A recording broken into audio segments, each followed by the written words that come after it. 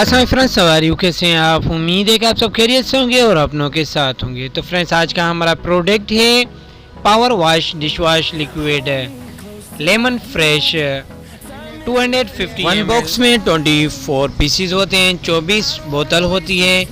One piece की 250 ml wait होता है। वन बॉक्स की प्राइस होलसेल है 2280 रुपीज़। फाइनल आपको 2250 रुपीज़ तक में मिल सकती है। वन बोतल की रिटेल प्राइस 100 रुपीज़ है। होलसेल प्राइस में 1 डज़न आप लेंगे तो आपको ये पड़ेगा 1140 रुपीज़, 1140 रुपये में आपको पड़ेगा 1 डज़न 12 बोतल। मज़ीद वीडियो की अपडेट के लिए हमारे चैनल का विजिट कीजिए और होलसेल प्राइस की मालूमात हासिल करने के लिए हमारे चैनल को लाइक और सब्सक्राइब और बेल आइकन जरूर प्रेस करें।